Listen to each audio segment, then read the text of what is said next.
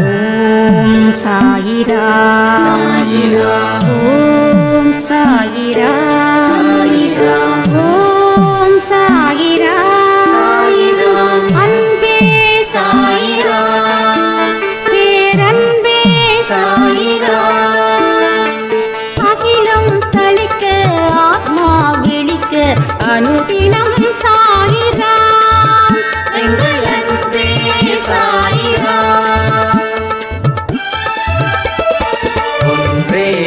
இறைவன் ஒன்றே பூமிக்கென்றும் சாயிரா சரணம் சாயிரா நன்றே செய்து வாழ்வோம் நாம் ஒன்றே செய்து வாழ்வோம் அன்பே சாயிரா.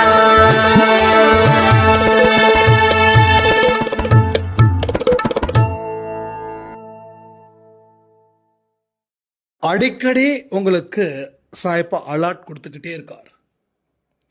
கவனிக்காம போயிட்டீங்கன்னா வாழ்க்கை உங்களை கவனிக்காம போயிடும். ஸோ இழந்ததை பெரும் காலம் இது. இதை நம்புறவங்க மட்டும் இந்த பதிவை கேளுங்க. சில பேருக்கு வாழ்க்கையில் இதெல்லாம் நடக்குமா, இதெல்லாம் கிடைக்குமா, அதெல்லாம் ஒன்றும் இல்லை அப்படின்னு நினைக்கிறவங்களுக்கு ஒரு பெரிய பலத்த அடி விழும். விழுந்த உடனே அந்த இடத்த விட்டு எழுந்திருச்சு ஓடுவாங்க. ஓடவே சிந்திப்பாங்க. அந்த நிலை நமக்கு வந்துடக்கூடாது. அப்போ நம்மளுடைய புத்தி, நம்ம மனசு எதை நோக்கி போகணும், அதை நோக்கி போனாவதான் வாழ்க்கையை வெல்ல முடியும். சாயிரா. என் உயிரின் உயிரானவர்களே, அச்சப்படுவதால வாழ்க்கையில மிச்சம் இருக்கக்கூடிய வாழ்க்கைய வாழ முடியாம போயிடும். வாழ்க்கையில ஏதாவது நடந்துடுமோன்னு சொல்லி நாம பயப்படுறோம். ஏதாவது நடந்துடுமோன்னு சொல்லி தான் ஒரு காரியத்தை செய்ய தயங்குறோம். ஆனா எதை அதிகமா நினைச்சு கவலைப்பட்டோமோ, எது நடக்கக்கூடாது அப்படின்னு நினைச்சு நாம இருந்தோமோ அது இங்க ரொம்ப சிறப்பா நடந்துச்சு. ஆனா சிறப்பா நடந்தது நமக்கு பிடிக்காம போயிடுச்சு. கடவுளை நம்புறவங்க முதல்ல அவங்கள நம்பணும். அதுதான் நம்பிக்கையோட முதற்படி. உங்க மேல நம்பிக்கை வச்சு நீங்க காரியத்துல இறங்கினாதான் கடவுள் அதற்கு உண்டான கூலியை கொடுப்பாரு. நீங்க பாதி நம்பிக்கையும் பாதி அவநம்பிக்கையும் வச்சு களத்துல இறங்கும் போது உங்களுக்கு வெற்றியை விட தோல்வி அதிகமா கிடைக்குது. இல்ல நீங்க எதிர்பார்த்த வெற்றி அது கிடைக்காம போகுது. எந்த ஒரு விஷயமா இருக்கட்டுமே, அதனுடைய ஆழ்ந்த அறிவு, அதை கற்றுக்கும் முறை, இந்த விஷயத்தை நாம பரிபூரணமா பயின்று அந்த அறிவை பெற்று கடவுள்கிட்ட பிரார்த்தனை செஞ்சு அதுக்கப்புறம் செயல்படும் போது கண்டிப்பா 100க்கு 100 நீங்க அந்த இடத்துல பாஸ் ஆயிடுவீங்க. பட் அந்த மாதிரி தான், ஏன்னா சும்மா குருட்டு நம்பிக்கையின்படி நம்ம வாழ்ந்துகிட்டு இருக்கிறது தான் இங்க எல்லாமே தப்பு கணக்காயிடுது. நான் என்னைக்காவது எந்த பதிவிலையாவது குருட்டு நம்பிக்கையை பேஸ் பண்ணி நீங்க களத்துல இறங்குங்கன்னு சொல்லியிருக்கேனா? இல்லை, சொல்ல மாட்டேன். ஏன்னா சொன்னா அது 1-2 வெற்றியை கொடுக்கும். ஆனா அந்த வெற்றியை விட தோல்வி ஒரு மனுஷனை நிரந்தரமா முடக்கிடும். அப்போ ஒரு காரியத்துல நீங்க இறங்குறீங்க, தோத்துடுவோம் அப்படின்னு உள்ளுணர்வு ஏன் எதுக்காக அப்படி வான் பண்ணுதுன்றத 1க்கு 4 தடவை கேள்வி கேட்டு பதில்களை பெற்று அது எப்படிப்பட்ட பதில்களை கொடுக்குதோ அதை 1க்கு 4 தடவை மறுபடியும் அனலைஸ் பண்ணி அதுக்கப்புறம் பிரார்த்தனை பண்ணி காரியத்துல இறங்கி பாருங்களேன். சோ நீங்க சிறியவர்கள் முதல் பெரியவர்கள் வரை வாழ்க்கையில பயத்தின் அடிப்படையில தான் வாழ்ந்துகிட்டு இருக்கோம். அடுத்த நிமிடம் எப்படி இருக்குமோ அப்படின்னு. சோ என்னைக்கு நமக்கு நினைவு தெரிஞ்ச நாள்ல இருந்து அங்கேயே ஸ்டார்ட் ஆச்சு. 10-12 வயசுலயே ஸ்டார்ட் ஆயிடுச்சு இந்த பிரச்சனை. இப்ப 50 ஆகி 60 ஆகியும் போகல, இன்னும் போகாது. ஏன்னா வயசு ஆக ஆக அந்த பதட்டம், அந்த பயம் அதிகரிக்கும். நம்ம எந்த அளவுக்கு ஒரு விஷயங்கள் ஆரம்பத்தில் இருக்கோ நாம வளர வளர அதுவும் வளருது. ஒரு தைரியம் நம்ம கூட வளர்ந்துச்சுன்னா சந்தோஷம், நம்பிக்கை நம்ம கூட வந்துச்சுன்னா சந்தோஷம். ஆனா பயம் நம்ம கூட வருதே துக்கம் தானே. அப்ப பயம் நாளுக்கு நாள் அதிகரிக்குது. கடவுள்கிட்ட ஆரத்தி எடுக்கும் போது கூட ஒரு விதம் பயம், என்ன நடக்குமோ. கடவுள்கிட்ட பிரார்த்தனை செய்யும் போது கூட பயம். பிரார்த்தனை எதுக்கு செய்யறோம்? எந்த விதமான அசம்பாவிதமும் நமக்கு வந்துடக்கூடாது. ஏன்னா அப்படிப்பட்ட பிரச்சனைகளில நம்ம மாட்டிக்கிட்டு இருக்கிறோம். இந்த பிரச்சனை தீவிரமாயிடுச்சுன்னா என் வாழ்க்கை எந்த திசையை நோக்கி போகும் அப்படின்னு எனக்கே தெரிய மாட்டேங்குதுன்னு அந்த ஒரு பயத்தின் காரணமாக நம்ம செய்யக்கூடிய அத்தனை விஷயங்களும் தப்பாவே போகுது. ஈவன் பிரார்த்தனையும் கூட. சரி, இதெல்லாம் எப்படி ஒதுக்குறது? பயமில்லாத வாழ்க்கை, பயமில்லாத வாழ்க்கை வாழ்வதற்கு என்ன செய்யணும்? இது வரைக்கும் நீங்க என்ன செஞ்சீங்கன்றத கமெண்ட் பண்ணுங்க. அப்போ கடவுளை நான் வணங்குற, கடவுள் மேல நம்பிக்கை இருக்குது அப்படின்னா உங்க மேல நம்பிக்கை இருக்குதா? இது என்னுடைய முதல் கேள்வி. இதுக்கு பதில் சொல்லுங்க. அப்போ உங்க மேல நம்பிக்கை இல்லாம கடவுளை வணங்குறதால எந்த விதமான சிறப்பான தொடக்கமும் உங்களால தொடங்காம போயிடும்.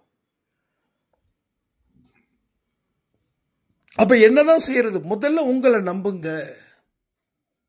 முதல்ல உங்களை நம்புங்க. வானமே தலையில விழுந்தாலும் விழட்டும் நினைங்க. பயத்தோட வாழ்ந்து என்ன சாதிக்க போறோன்றதை நினைச்சுக்கோங்க. ஏன்னா பயத்தோட வாழும்போது கன்ஃபார்மா அங்க ஒரு தோல்வி மட்டும்தான் இருக்கு. எந்த ஒரு பயமும் உங்க வாழ்க்கையில வெற்றியை ஏற்படுத்திச்சா யோசிச்சு பாருங்க, நல்லா திங்க் பண்ணி பாருங்க.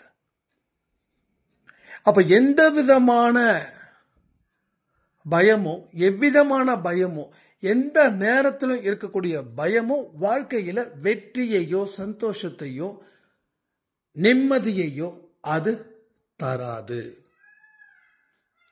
அப்போ அந்த பயத்தினால நம்ம இழந்தது அதிகம். இன்னைக்கு வரைக்கும் நீங்க இழந்துகிட்டு இருக்கீங்க அப்படின்னா உங்க மனசுல அந்த பயமும் உங்க மேல இருக்கக்கூடிய அவநம்பிக்கையும் தான் காரணமா இருக்கு. அப்போ உங்களுக்குள்ள சில கேள்விகளை கேட்டு பாருங்க. அந்த கேள்விகள் என்ன சொல்லுதுன்னு மட்டும் சொல்லுங்க. இப்ப நம்பிக்கையை ஏன் வைக்க முடியல? என்ன இல்லை நம்ம கிட்ட? என்ன இல்லை? உடனே ஒரு பதில், தைரியம் தாங்க இல்லை. ஏன்னா பல பேருடைய கேள்விகள், அது ஒரு சாரம் சொன்னாங்க, நான் என்ன நினைக்கிறேனோ அதை கரெக்டா நீங்க கேட்டு ஒரு சிரிப்பு சிரிப்பீங்க பாருங்க, எனக்கு அதுதாங்க எனக்கு ஒரு மாதிரி ரொம்ப கஷ்டமா இருக்கும் அப்படின்னு. ஏன்னா இங்க பாருங்களேன், நீங்க எந்த இடத்துல வந்தீங்களோ, நீங்க எந்த இடத்துல இருக்கீங்களோ அதே இடத்துல நானும் இருக்கேன். அந்த இடத்துல இருந்து தான் நானும் வந்தேன். சும்மா நம்ம நொடிஞ்சு போன இடத்துல தைரியமா இருந்தா எவன் சொன்னானோ அவன் பைத்தியக்காரன் நினைப்போம். நான் நினைச்சேன், என்னோட கஷ்டத்துல இருந்து பாரு, அதுக்கப்புறமா நீ பேசு. ரொம்ப பேசுற, என் கஷ்டம் என்னன்னு தெரியுமா உனக்கு? நான் எவ்வளவு பெரிய ஒரு அடுத்த நிலை என் வாழ்க்கையில இருக்குமா இருக்காதான்னு தெரியுமா? நீ உட்காந்து நம்பிக்கை வையி நம்பிக்கை வையின்னு பேசுறத பார்த்தா எனக்கு அப்படியே டார்ச்சரா இருக்குது. நீங்க என்ன எவ்வளவு கமெண்ட் பண்ணீங்களோ தெரியாது, ஆனா நான் எனக்கு பாசிட்டிவாக யாராவது பேசும்போது ஓவர் டென்ஷன் ஆகிடுவேன், பேசுறத கூட நிறுத்திடுவேன். அப்போ 1-2 வார்த்தைகள் காதில் விழுந்ததில்லை, அந்த வார்த்தைகள் தான் இங்கே வந்து சேர்த்துருக்குது. அப்போ எல்லா வார்த்தையும் கேட்டிருந்தா நான் சீக்கிரமாக டெவலப் ஆகிருப்பேன்னு இப்போ தோணுது. அதனால தான் சொல்கிறேன், உங்களை என்ன மாதிரி நினச்சி தான் நான் பேசிகிட்டு இருக்கேன். அதனால தான் நீங்கள் எந்த மாதிரியான கேள்விகளை மனசில் கேட்பீங்கன்றதை நான் முன்கூட்டியே உங்ககிட்ட சொல்கிறேன். அப்போ தைரியம்தான் இல்லை. அப்போ தைரியத்தை வர வச்சுக்க முயற்சி பண்ணலாமே, தைரியத்தின் பக்கம் கொஞ்சம் போகலாமே. சரி, நம்ம வயசு இப்போ உங்களுக்கு வயசு ஒரு 30ன்னு வச்சுக்கோங்களேன். இந்த 30 வயசில் இருக்கக்கூடிய அத்தனை பேரும் டெவலப் ஆகவே இல்லையா வாழ்க்கையில்? அப்போ அவங்க டெவலப் ஆகும்போது நம்மளால டெவலப் ஆக முடியாதா? இது பொறாமைக்காக நான் கேட்கல, ஒரு சிந்திக்கிறதுக்காக ஒரு கேள்வி கேட்டேன். என் ஏஜில் 30, அந்த 30ல் இவங்க இப்படி இருக்காங்க, இவங்களால இருக்க முடியுது, என்னால் ஏன் இருக்க முடியல அப்படின்னு ஒரு கேள்வி. அந்த கேள்வி ஆரோக்கியமான கேள்வியாக இருக்கணும், பலகீனமான கேள்வியாக இருக்கக்கூடாது. எது பலகீனமான கேள்வி தெரியுமா? பொறாமையால் கேட்கறது. அதை அழிக்கும், ஆரோக்கியம் வளர்க்கும். அப்போ அவன் 30 இயர்ஸில் இப்படி இருக்கா, என்னால் இருக்க முடியாதுன்னு திருப்பி திருப்பி கேள்வி கேட்கும்போது கொஞ்சமாவது நமக்கு என்ன வரும் தெரியுமா? ரோஷம் வரும். இது வரும், ரோஷம் வரும். பொறாமை வராது, ரோஷம் வரும். அப்போதான் நமக்குள்ள ஒரு கில்ட்டி ஃபீல் வரும். இவ்வளவு விஷயத்தை மிஸ் பண்ணிட்டோம். ஏன் மிஸ் பண்ணோம்? அதை பொறுப்பாக பார்த்துக்கலன்னு மிஸ் பண்ணோம். பொறுப்பாக பார்த்துக்கிட்டு இங்கே யாருமே மிஸ் பண்ண முடியாது. ஸோ உங்கள் வாழ்க்கையை, உங்கள் காலத்தை நீங்கள் பொறுப்பாக பார்த்துக்கல. அதாவது பொறுப்பாக பார்க்கக்கூடிய காலத்தில் நாம் பொறுப்பாக இல்லை. இப்போ பொறுப்பு வந்த காலத்தில் நம்மளால் வாழ்க்கையை தவற விட்டுட்டோன்னு இப்போ ஃபீல் பண்ணுறோம். உலகத்தில் இருக்கக்கூடிய பல மனுஷங்களுக்கு இப்படி தான். கொஞ்சம் வாழ்ந்திருக்கலாம், கொஞ்சம் பொறுப்போடு இருந்திருக்கலாம், கொஞ்சம் அறிவோடு இருந்திருக்கலாம், கொஞ்சம் தைரியத்தோடு இருந்திருக்கலாம். எப்போ எல்லாம் இழந்ததுக்கு அப்புறம் சொல்லக்கூடிய வார்த்தைகள் இவைகள். ஆனால் இப்பயும் உங்களுக்கு ஒரு நல்ல சான்ஸ் இருக்குங்க. கடவுள் இப்போ கூட உங்களுடைய இழந்து போன வாழ்க்கையை திரும்ப கொடுக்க வந்திருக்கார். இதை சொல்லும்போது என்ன ஃபீல் பண்ணுறீங்க? கரெக்டுன்னு நினைக்கிறீங்களா? இல்லை கொஞ்சம் சந்தேகமாக இருக்குதுன்னு நினைக்கிறீங்களா? இல்லை அதெல்லாம் இல்லைங்க, சும்மா இருங்க அப்படின்றீங்களா?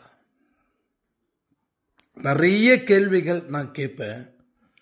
நீங்கள் கேட்குற எல்லா கேள்விக்கும் சலிக்காம பதில் சொல்லணும். உங்கள் விருப்பத்தின்படி பதில் சொல்லுங்க, தப்பே இல்லை. எந்த பதிலாக இருந்தாலும் தப்பு இல்லை. உங்கள் மனசில் இருந்து வரக்கூடிய வார்த்தையாக இருக்கணும். அறிவுபூர்வமாக வரக்கூடிய கேள்விகளை நான் இங்கே கேட்கல, மனசில் இருந்து பெறக்கூடிய கேள்விகளை தான் நான் இங்கே கேட்குறேன். நீங்கள் இது வரைக்கும் எந்த மாதிரியான மனநிலையில் இருந்து நீங்கள் ஃபேஸ் பண்ணீங்கன்னு, இப்போ இழந்ததை திரும்பவும் கொண்டு வருவதற்கான நேரம் இது அப்படின்ற இது எத்தனை பேர் ஆமா சரி அப்படின்னு சொல்றீங்க? இந்த சரின்னு சொன்னவங்களுக்கு தைரியமா முடியுன்ற நம்பிக்கையோட சொல்றவங்களுக்கு நிறைய பயிற்சிகளை அவங்க மேற்கொண்டு இருக்காங்க. அன்பே சாயில சொல்லப்பட்ட விஷயங்களை. இன்னும் சில பேர் கொஞ்சம் சரியாகவும் இருக்கலாம், தப்பாகவும் இருக்கலாம் அப்படின்னு நினைக்கிறவங்களுக்கு அந்த மந்தத்தன்மை, அந்த மந்த புத்தி அது இப்போ வரைக்கும் இருக்குதுன்னு அர்த்தம். ஸோ மந்த புத்தி மேல் நோக்கி போகாது, கீழ் நோக்கி போகும் வாழ்க்கையில். மூணாவது கேட்டகரி அந்த எந்த இடத்துக்கும் வரல. அவங்கள ரொம்ப கஷ்டம். ஏன்னா அவங்க ஒரு விஷயத்தை முடிவு பண்ணிட்டாங்க, அவங்க அப்படிதான் இருப்பாங்க. அவங்களுக்குன்னு சொல்லி ஒரு அடி விழும். அடி விழும்போது கூடவே ஏதோ ஒரு சில விஷயங்கள் உரைக்கும். நான் மூணாவது கேட்டகரியில் இருந்தவ, மந்த புத்தியா கூட இல்லை, மூணாவது கேட்டகரி. மந்த புத்தியில் இருக்கிறவங்கள கூட சொல்லி புரிய வச்சுக்கலாம்.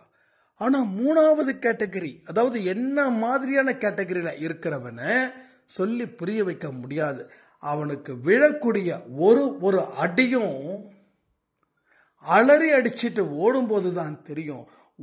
ஓடவே அவன் சிந்திப்பான், ஏண்டா நான் ஓடுறேன், எதுக்குடா ஓடுற, என்னை ஏண்டா துரத்துறாங்க, என்னை ஏண்டா துரத்துறீங்க, இவெல்லாம் துரத்துற அளவுக்கு ஓடுறமேனு ஓடிக்கிட்டே இருக்கணும். ஓடணும், ஓடிக்கிட்டே இருக்கணுங்க. ஏன்னா எந்த அனுபவம், எந்த ஒரு கஷ்டத்தையும் துன்பத்தையும் என்னால் மறக்கவே முடியல. மூணாவது கேட்டகரி. அப்போ மந்த புத்தி இருக்கக்கூடிய ரெண்டாவது கேட்டகரியில் இருக்கிறவங்கள கூட இப்போ அவங்களாம் இப்போ இதெல்லாம் யோசிப்பாங்க, என்னப்பா அடி பலமாக விழுந்தா நாமளும் இவரை போல ஓடுறதா, எங்கே ஓடுறது, எங்கே ஓட முடியும், அவருக்கு ஏதோ சான்ஸ் கிடைச்சது ஓடினாரு, என்னால் ஓட முடியாது, வேண்டாம் நம்ம கடவுள் வாய்ப்பை வழங்குறாரா, ஓகே கொஞ்சம் கவனமாக கேட்டுக்கலாம்னு சொல்லிட்டு இப்போ நீங்கள் இன்னும் கொஞ்சம் கவனமாக கேட்பீங்க. கரெக்டு தானே நான் சொல்கிறது? ஏதாவது இல்லை அப்படிலாம் இல்லைங்க, நான் வேற மாதிரி திங்க் பண்ணுறேன்னு சொல்கிறவங்களும் சொல்லுங்க. ஒன்றே ஒன்று தான், எல்லா கமெண்ட் செக்ஷனும் நல்லா சூப்பராக அடித்து விடுங்க. நீங்கள் பேச வேண்டாமா? பேசணும். நீங்கள் பேசுகிறத நான் கேட்க வேண்டாமா? நீங்கள் பேசுகிறத எல்லாரும் கேட்கணும். நான் பேசுகிறத நீங்கள் எல்லாம் கேட்குறீங்கல்ல, அது மாதிரி ஒரு விதமான எக்ஸ்பீரியன்ஸ் தான் இது எல்லாமே. எதெல்லாம் நம்ம அலட்சியமாக பேசுகிறோமோ அது நம்ம வாழ்க்கையை மாற்றுது. சம்டைம்ஸ் எது காமெடியாக பேசுகிறோமோ அது நம்ம வாழ்க்கையை மாற்றுது. எதெல்லாம் நம்ம நடக்காது அப்படின்னு நினைச்ச சில செயல்படுறோமோ நடக்குது. ஸோ ஒரே விஷயம்தான், கடவுளை உள்ளுக்குள்ள கொண்டு வந்துட்டா அத்தனை நல்ல விஷயங்களும் ரொம்ப சிறப்பாக நடக்கும். அதுல சந்தேகம் வேண்டாம்,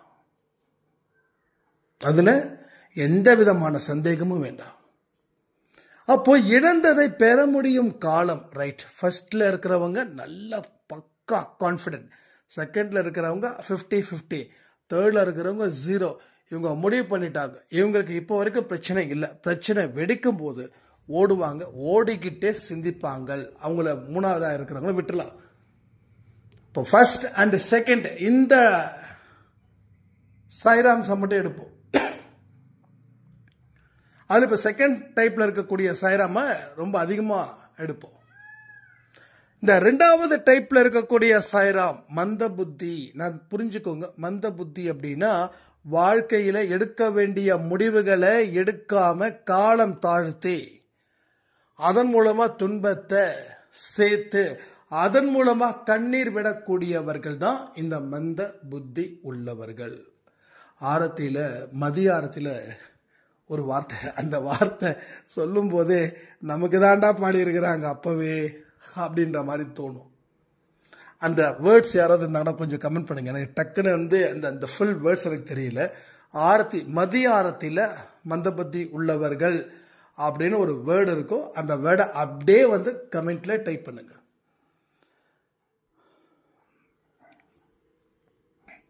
ஸோ அவங்க தான் இப்போ டார்கெட் நமக்கு. எது நடக்குமோ எது நடந்துடுமோ அப்படின்னு ரெண்டு விஷயங்கள் இருக்கு. எது நடக்குமோ அப்படின்ற ஒரு விஷயம் அது கிட்டத்தட்ட பாசிட்டிவா தான் இருக்கும். எது நடந்துடுமோ அப்படின்ற ஒரு விஷயம் கிட்டத்தட்ட நெகட்டிவா தான் இருக்கும். இப்ப எது நடக்குமோ, என் வாழ்க்கையில சந்தோஷம் கிடைக்குமோ, என் வாழ்க்கையில வெற்றி கிடைக்குமோ, பல காசை பணத்தை நான் வீணடிச்சிட்டேன், மறுபடியும் செல்வம் கிடைக்குமோ, இது எல்லாமே பாசிட்டிவா எதிர்பார்த்து இருக்கக்கூடிய விஷயங்கள். கூட இதையும் நினைக்கிறீங்க, ஒருவேளை இதை விட பிரச்சனைகள் வந்துடுமோ, போன தப்ப இந்த இடத்துல நான் பண்ணிடுவேனோ, இப்போ மறுபடியும் துன்பத்தில் மாட்டிக்கிட்டா என்ன பண்றது? ஸோ நடக்குமோ அப்படின்றது வேற, நடந்துடுமோ அப்படின்ற ஒரு விஷயம் வேற. இதெல்லாம் நடந்தா பரவாயில்லன்னு நினைக்கிறோம், அதே போல இது நடந்துடுமோ அப்படின்னு நினைக்கிறோம். நடந்தால்னா பாஸ்ட் டென்ஸ், நடந்துடுமோ அப்படின்னா present, sorry past tense future tense. நடந்துடுமோன்றது பாஸ்ட் டென்ஸ், கடந்த காலத்தையும் நிகழ்காலத்தையும் வச்சு இணைச்சு நம்ம செயல்படுறது. ஸோ கடந்த காலத்தையும் நிகழ்காலத்தையும் வைத்து செயல்படும் போது ஒரு மனுஷன் எந்த ஃபார்முலாவை அப்ளை பண்ணணுமோ அந்த ஃபார்முலா அப்ளை பண்ணணும். ஏன்னா நேற்று வரைக்கும் நடந்தது தான் நம்ம வாழ்க்கையில் இன்னைக்கு நம்ம படிக்கிறோம். நேற்று கூட இல்லைங்க, இந்த செகண்ட் வரைக்கும். நேற்றுன்றது ரொம்ப டூ லாங். இந்த செகண்ட் வரைக்கும் என்ன நடந்ததோ அதை வச்சு தான் நம்ம வாழ்க்கையை நம்ம தீர்மானிக்கிறோம். இது எல்லா மனுஷனுக்கும் அதுதான். ஆனால் எதை வச்சு தீர்மானிக்கணுன்றதை பொறுத்து தான் இருக்குது. நேற்று நடந்த தோல்வி இன்னைக்கு வந்துடுமோன்னு நினைச்சு தீர்மானிக்கும் போது அந்த தோல்வி வந்துடுச்சு, ஜாலியாக வந்துடுச்சு, சிரிச்சுக்கிட்டே வந்துடுச்சு. அந்த தோல்வி உங்க கூடவே இருக்க பிரியப்படுது. அப்போ தோல்வி மூலமாக கிடைக்கக்கூடிய சப்ளிமெண்ட்ரி துன்பம், கண்ணீர், துக்கம், படபடப்பு, பயம், இது எல்லாமே அதனுடைய சப்ளிமெண்ட்ரி. அதுவும் சேர்த்து சேர்த்து சேர்த்து வருது. அதுவும் சேர்த்து வருது. அப்போ நேத்து நடந்த விஷயத்தை எதை வச்சு கனெக்ட் பண்ணி எந்த ஃபார்முலா இங்க செட் பண்ணணும் அப்படின்றது முக்கியம்.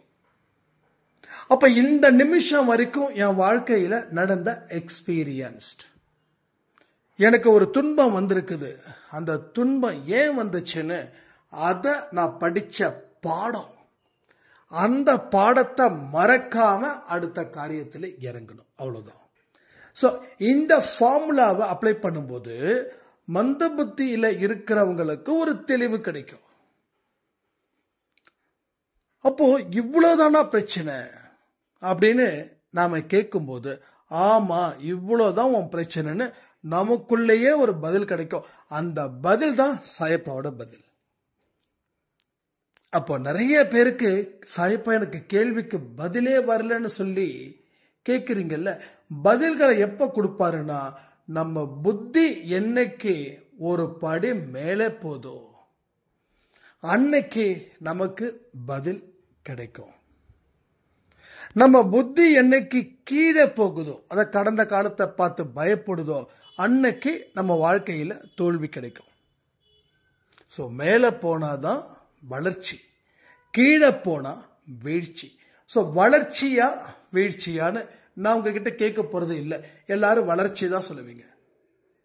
அப்போ வளர்ச்சின்னு சொல்லிட்டு வீழ்ச்சிக்கு ஏன் போகிறோம்? அதுதான் இங்கே பெரிய தலைவலியாக இருக்குது. ஒவ்வொரு மனுஷனுக்கும் வாழணும்னு நினைக்கிற இடத்துல ஆரோக்கியமாக எந்த ஒரு விஷயத்தையும் செய்யலை. ஆனால் ஆசைப்படுறோம் எதுக்கு? வாழணும்னு. ஆனால் எதை நினைக்கிறோம்? வாழக்கூடாத காரியத்தை மட்டும் நினைக்கிறோம். வாழவே முடியாம ஒரு சில சிச்சுவேஷன்ஸ் உங்க வாழ்க்கையில ஏற்கனவே வந்திருக்கும், அதை இப்போ வச்சு அப்ளை பண்றோம். அப்போ இந்த இடத்துக்குள்ளேயே நம்ம தடுமாறிக்கிட்டு இருக்கும்போது புதுசா எந்த விதமான வழியும் நமக்கு திறக்கல. அப்ப அந்த மந்த புத்தி அப்படின்ற ஒரு விஷயம் இருக்கே, அது தொடர்ந்து உங்ககிட்டயே தங்கிடுது. அது தரித்திரமா மாறுது. தரித்திரக்காரர்கள் மனிதர்கள் தான் தரித்திரக்காரர்கள். ஏன்னா தரித்திரம் செய்வதற்கு உண்டான வழிகளை மட்டுமே அவங்க பயணத்தை மேற்கொண்டதால. முகத்துல ஒரு சிரிப்பு இல்லை, முகத்துல ஒரு பொலிவு இல்லை. என்ன காரணம்? மனசு இருண்டு போயிடுச்சு. மனசு ஏன் இருண்டு போச்சு? ஏன் கடவுளோட குழந்தைங்க மனசுல வெளிச்சம் இல்லாம இருக்காங்கன்னா, மனசுல 1000 லட்சம் கோடி எதிர்மறை எண்ணங்கள் சூழ்ந்துகிட்டு இருக்குது. எத்தனை லைட்டு போட்டாலும் வெளிச்சம் இல்லை, எத்தனை லைட் போட்டாலும் வெளிச்சம் இல்லை. இப்ப கூட சொல்ல, சூரியனை போல் பிரகாசிக்கக்கூடிய முகமா நம்ம முகம் இருக்கணும். அப்போ உள்ளத்தை தெளிவுபடுத்தணும். உள்ளம் ஒரு குழப்பத்திலே தடுமாறிக்கிட்டே இருக்குது. எல்லாருடைய உள்ளமும் யோசிச்சு பாருங்க, இருக்கா இல்லையா? ஒரு ஆழ்ந்த குழப்பம். அதுக்கு மேல இறங்க முடியாது, அந்த அளவுக்கு குழப்பம். அப்போ எந்த அளவுக்கு இறங்கி இருக்கிறோம்? அந்த ஆழத்துடைய கடைசி இடத்துல போய் நிற்கிறோம். ஆழத்தோட கடைசி இடத்துல இருக்கும். இப்போ கடவுள் கையை கொடுத்து தூக்கி விட முயற்சி செய்யறாரு, கையை கொடுக்கிறாரு. இப்போ அவரோட கையை பிடிக்கிறதுக்கு கூட பயம். இதுக்கு மேல ஆழத்துல நம்ம போயிடுவோமோ அப்படின்னு. ஆனா உங்களுக்கு தெரியல, இதுக்கு தாண்டி எதுவுமே இல்லை, இதுதான் லாஸ்ட் அப்படின்னு. அப்போ கடவுள் ஏன் கையை கொடுக்கிறாருன்னா, தூக்கி விட. கீழே விழுந்தா உங்களை ஒருத்தவங்க கையை கொடுக்குறாங்கன்னா எதுக்காக இருக்கும்? இது சாதாரணமான ஒரு கேள்வி. இதுக்கெல்லாம் ஆன்சர் பண்ணணுமான்னு கேட்கலாம். அப்ப தூக்கி விட தானே. அப்போ உங்க வாழ்க்கையில இவ்வளவு பிரச்சனைகள் வந்ததுக்கு அப்புறம் பல விஷயங்கள் உங்களுக்குள்ள ஏன் கடவுள் கொடுக்கிறாரு? காலை ஒரு சாரம் சொல்லியிருந்தாங்க, லைஃப்ல ரொம்ப ஸ்ட்ரகிள், ரொம்ப கஷ்டமா இருந்துச்சு. அப்போ நான் இன்ஸ்டாகிராம் நோண்டிட்டு இருக்கும்போது திடீர்னு பார்த்தா ஒரு வீடியோ வந்தது. என்னடா அது அப்படின்னு சொல்லி பார்த்தா புதுசாக இருந்தது. ஆக்சுவலி வீடியோ புதுசாக பண்ணோம். விஷ்ணு சாய் கொஞ்சம் டிஃப்ரெண்ட்டாக கொஞ்சம் அவுட்புட் கொடுக்கலாம் இன்ஸ்டாகிராமில் அப்படின்னு சொல்லி ஏதோ சில எடிட்டிங்லாம் போட்டு, சரி ஓகே, என்னமோ எல்லாருக்கும் ஒரு நல்ல மெசேஜ் போனால் போதும், அந்த சந்தோஷம் நமக்கு. அது ஏதோ ஒரு வகையில் போகணும் அப்படின்னு. சார் அங்கே போனதுக்கப்புறம் அதில் இருந்து அன்பேசா என்ன செக் பண்ணி நம்ம யூடியூப்பில் போட்டு கேட்கும்போது ரெண்டு ஆடியோஸ் கேட்டாங்க. 2 ஆடியோஸ் கேட்கும்போது அவங்களுக்குள்ள இருக்கக்கூடிய குழப்பம் தீந்துடுன்ற நம்பிக்கை எனக்கு வந்துடுச்சு அப்படின்னு. ஸோ இதெல்லாம் என்ன ரீசன் அப்படின்னா, எந்த ஒரு மனுஷன் ஆழ்ந்த குழப்பத்திலையும் துன்பத்திலையும் இருக்கிறானோ அவனுக்கு கடவுள் உதவிகளை செய்திகள் மூலமாக தான் செய்வார். நான் இன்னைக்கு காலையில் கொடுத்த வீடியோ பதிவில் கூட அதை சொல்லியிருக்கேன்னு நினைக்கிறேன். ஸோ அறிவின் மூலமாக பேசக்கூடியவர் தான் கடவுள். அப்போ அந்த அறிவு மங்கி போயிடுச்சுன்னா கடவுள் எப்படி பேசுவார்? கடவுள் எப்படி பேசுவார்? பேசுவதற்கு வாய்ப்பே இல்லை. அப்ப இப்போ வரைக்கும் இன்னும் உங்களோட அறிவு மங்கிக் கொண்டே இருக்கிறது. சூரியன் இன்னும் மறையல, ஆனா மறையிற ஸ்டேஜ். அப்ப மறையிற ஸ்டேஜில் இருக்கும்போது நாம சட்டுன்னு சில விஷயத்தை கேட்டு அதன் மூலமா நம்ம வாழ்க்கையை மாத்துறதுக்கு உண்டான முயற்சிகளை எடுக்க ஆரம்பிச்சா சூரியன் என்னைக்கும் மறையாது. இந்த சூரியன் 24 மணி நேரமும் இந்த சூரியன் உதிச்சபடியே தான் இருக்கும்.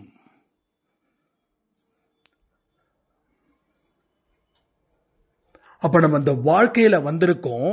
இந்த வாழ்க்கைக்கு தேவையான அத்தனை விஷயங்களையும் நாம சரியான முறையில செஞ்சு அதற்கு தகுந்த முறையில வாழ்ந்து நாம கடவுள் கிட்ட போய் சேரணும்ன்ற ஒரு அறிவு இருந்துடுச்சுன்னா அறிவுபூர்வமானவைகளை மட்டுமே நாம சிந்திப்போம், அறிவுபூர்வமானவைகளை மட்டுமே நம்ம யோசிப்போம். நேரத்தை பர்டிகுலரா வீணாக்க மாட்டோம். நேரத்தை வீணாக்கி தான் இன்னைக்கு எல்லாமே நாம இழந்து நிக்கிறோன்றது மறக்காதீங்க. நீங்க பல விஷயத்தை இழந்தீங்கன்னா இந்த காலத்தையும் நேரத்தையும் நீங்க காலில் போட்டு மிதிச்சிருப்பீங்க. நல்லா ரொம்ப டீட்டெயில்டா யோசிச்சு பாருங்க. ரொம்ப காம்ப்ளிகேட்டா யோசிக்க வேண்டாம். சொல்றதுக்கு மட்டும் எஸ்ஸா நோவான்னு பாருங்க. இன்னைக்கு இவ்வளவு தூரம் நீங்க வருத்தப்படுறீங்கன்னா இந்த காலத்தை நீங்க மதிக்கவே இல்லை. காலத்தை மதிச்சிருந்தா இன்னைக்கு எந்த ஒரு விஷயமும் போயிருக்காது. எத்தனையோ சண்டைகள் சண்டையாவே போய் கடைசியில் பிரிவா வந்துருச்சா இல்லையா? எத்தனையோ சண்டைகள் சாதாரண சண்டையா இருக்கலாம், 5 பைசாக்கு புண்ணியமாகாத சண்டை இன்னைக்கு பெரிய பிரிவை கொடுத்து இன்னைக்கு துக்கப்பட்டு அழுதுகிட்டு இருக்கீங்க. அப்ப இத்தனை காலத்தை என்ன செஞ்சீங்க? அப்ப ஈகோயிசம் தடுத்துச்சு. ஆனாலும் நம்ம எதுவும் செய்யல. ஏதாவது செஞ்சிருந்தா வருத்தப்பட்டு இருக்க மாட்டோம். எதுவும் செய்யல, ஆனா வருத்தப்பட்டு இருக்கோம். எதுவுமே செய்யாம இருக்கிறதால தான் வருத்தப்படுறோன்ற விஷயம் இப்போ உங்களுக்கு தெரியாது. இன்னும் 10 வருஷம் 20 வருஷம் கழிச்சு உங்களுக்கு தெரியும். அப்போ ஒரு முடிவு பண்ணுவீங்க, ஆமா வாழ்க்கையில எதுவுமே செய்யல. எவனோ ஒருத்தன் தினமும் ஆடியோ கொடுத்துட்டு இருந்தான், அவ சொன்னதை கூட கேட்டுக்கல. அட்லீஸ்ட் அவ சொன்னதை கேட்டிருந்தா ஓரளவுக்காவது டெவலப் ஆகிருக்கலாமே 1-2 ஆடியோஸை. அப்போதான் தோணும், எல்லாத்துக்கும் தோணும். இப்போ சொல்ல மறந்துட்டேன். இது எதுக்கு ஒரு விஷயம் பேசுகிறேன்னா, இன்றைக்கி காலையில் ஒரு சாய்ராம் வந்து ஃபோன் பண்ணிக்கிட்டே இருந்தாங்க. என்னால் வாட்ஸ்அப் கால் வந்து மோஸ்ட்லி நான் அட்டன் பண்ண மாட்டேன். இதுன்னு பார்த்தா 32 மிஸ்டு கால். நான் வந்து திரும்ப சொல்கிறேம்மா கொஞ்சம் மெசேஜ் பண்ணுங்கள், நான் வாட்ஸ்அப் கால் அனுப்ப மாட்டேன். அப்போ அவங்க சொன்னது, அண்ணா இது மாதிரி ஒரு ஸ்டேஜில் நான் ரொம்ப தீவிரமாக இருந்தேன் அன்பே சாயில். அதுக்கப்புறமா கொஞ்சம் லைஃப் வந்து சேஞ்ச் ஆச்சு. அதுக்கப்புறம் பெரிய பெரிய மாற்றங்களாக வந்துச்சு. அதுக்கப்புறம் ஆடியோ கேட்கறதுக்கு நேரம் இல்லை. ஆனால் எவ்வளோக்கு எவ்வளோ மாற்றங்கள் வந்ததோ அத்தனையும் இன்னைக்கு சோக கீதம் பாடுற மாதிரி வந்துருச்சு. அவ்வளோதான் நான் என்னோட வாழ்க்கை. அப்போ என் கர்மா வந்து கொஞ்ச நாள் சந்தோஷத்தை கொடுத்துதா, அப்போ இன்னொரு கர்மா வாழ்க்கை ஃபுல்லாக கஷ்டத்தை கொடுக்குதா அப்படின்னு. இதுக்கு நான் சொன்ன ஒரே பதில் ஒன்றே ஒன்று தான்.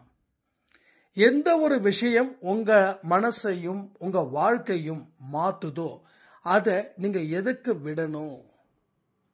விட்டது உங்கள் தப்பு, விட்டது அவங்க தப்பு. ஏன்னா இன்னைக்கு எல்லா விஷயத்துக்கும் இப்போ உங்களோட சேர்ந்து நானும் இந்த பதிவை கேட்டுட்டு தானே இருக்கேன். அப்போ நான் இந்த பதிவை கேட்க கேட்க அப்போ என்னுடைய மைண்டும் என்னுடைய புத்தியும் சுத்தமாகாதா? சொல்லுங்க, சுத்தமாகுமா ஆகாதா? ஸோ என்ன பண்ண போறன்ற ஒரு கிளியர் விஷன் கிடைக்காம போயிடுமா என்ன? ஸோ இதுதான் எனக்கு கிடைக்கும் அப்படின்னு சொல்லி அந்த இடத்துல நேர்கோட்டில் நம்ம இறங்கும் போது எல்லாமே நமக்கு பாசிபிள். நடக்குமா நடக்காதா, கிடைக்குமா கிடைக்காதா, அந்த தயக்கத்தோட காலடி எடுத்து வைக்கும் போது கிடைக்காம போவதற்கு தான் 80% இருக்குது. அப்போ 20% ஏதோ கர்மா புண்ணியம் அதில் ஓடி போயிடும். பட் 80% எங்கே போகும்? இதில் போய் மாட்டிக்கும். இதற்கு மேலேயும் காலம் தாழ்த்தாமல் வாழ்வதற்கு உண்டான வழிகளை தேர்ந்தெடுத்து முன்னேறுவோம்.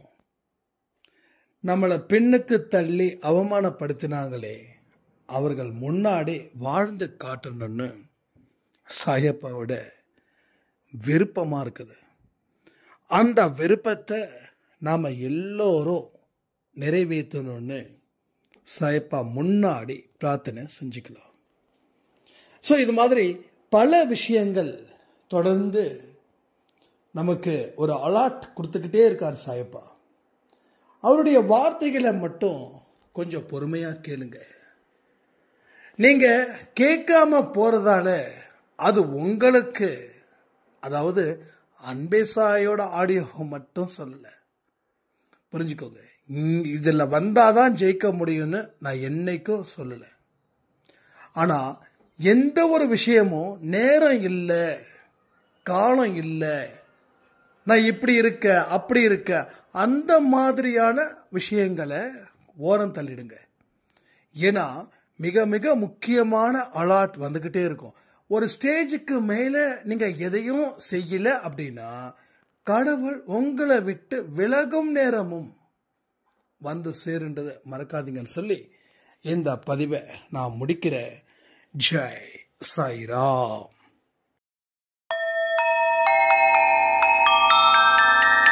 ஓம் சாயிராம். சாயிராம். ஓம் சாயிராம்.